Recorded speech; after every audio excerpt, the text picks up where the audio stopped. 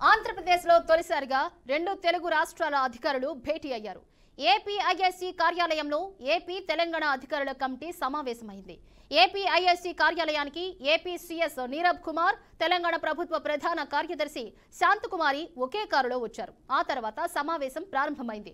రెండు తెలుగు రాష్ట్రాల్లో పెండింగ్ లో ఉన్న సమస్యల పరిష్కారమే ఎజెండాగా ఈ సమావేశం కొనసాగింది. విభజన చట్టంలోని 9-10 షెడ్యూల్ సంస్థల ఆస్తుల పంపకాలపై చర్చించారు. సీఎస్ల కమిటీ విద్యుత్ బకాయిలు, ఉద్యోగుల పరస్పర మార్పిడి, వృత్తి పన్ను పంపకంపై అధికారుల కమిటీ చర్చించినట్లు సమాచారం. ఇదే అంశానికి సంబంధించి మరింత సమాచారాన్ని మా ప్రతినిధి వాసుబాబు అందిస్తారు. వాసుబాబు,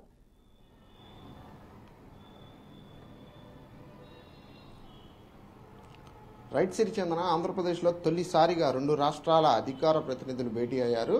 మంగళగిరిలోని ఏపీ ఐఐసి కార్యాలయంలో ఇరు రాష్ట్రాల సీఎస్లు నీరబ్ కుమార్, శాంతకుమారి ఇద్దరు భేటీ అయితే జరిగింది. రెండు తెలుగు రాష్ట్రాల మధ్య ఇప్పటి వరకు పరిష్కారం కాకుండా ఉన్న అనేక సమస్యలకి ఒక పరిష్కారాన్ని చూపాలనే ఉద్దేశంతో ఈరోజు రెండు తెలుగు రాష్ట్రాల సీఎస్లు అయితే భేటీ అవ్వడం జరిగింది.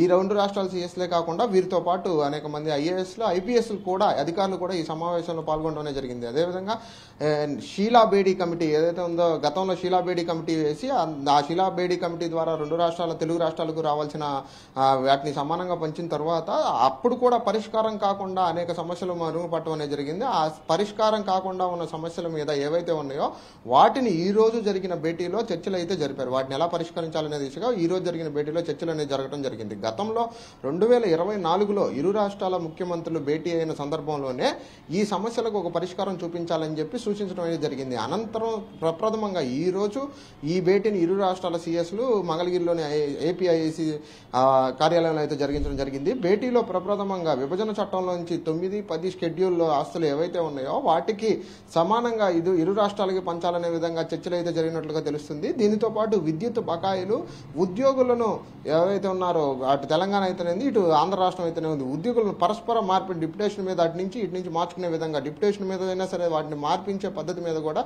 చర్చలు జరిపినట్టుగా తెలుస్తుంది. ఇది కాదు అన్నట్టు వృత్తి పన్ను చెల్లింపుపై కూడా చర్చలు జరిపారు. అదేవిధంగా రాష్ట్రం విడిపోయినప్పటి నుంచి విభజన అనంతరం ఉమ్మడి రాష్ట్రాలకు సంబంధించిన ఆస్తులు ఏవైతే ఉన్నాయో వాటిని ఏ విధంగా కాపాడుకోవాలనుకునే ఉద్దేశం మీద కూడా చర్చలు జరిపినట్లుగా తెలుస్తుంది. అదేవిధంగా గతంలో తెలంగాణ నుంచి ఆంధ్రాకు రావాల్సిన షీలా కమిటీ ద్వారా ఏర్పడిన 7,200 విద్యుత్ బకాయిలను అప్పటి కేంద్ర ప్రభుత్వం 2,500 కోట్ల బకాయిలను అయితే చెల్లింపునైతే చేసింది ఆంధ్రప్రదేశ్ ప్రభుత్వానికి. మిగిలిన మొత్తాన్ని ఏదైతే రావాల్సిన బకాయిలు ఉన్నాయో తెలంగాణ నుంచి ఆంధ్రప్రదేశ్ కు, దాని మీద కూడా చర్చలు జరిపినట్లుగా తెలుస్తుంది. సిరిచందన.